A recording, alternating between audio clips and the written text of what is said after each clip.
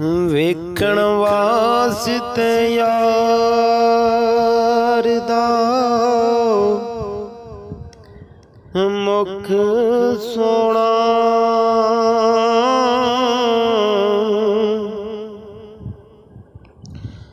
ते दीवे रावां ते मैं बोलदी रही। ओदे हिजर फराक दी अगे अंदर मैं अपने आप नूं गालदी रही। ते बदल मौत दा गजदा सिर उत्ते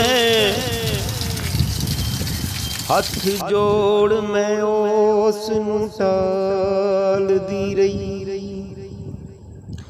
अंदर वड़ के सईद वेख्या ना,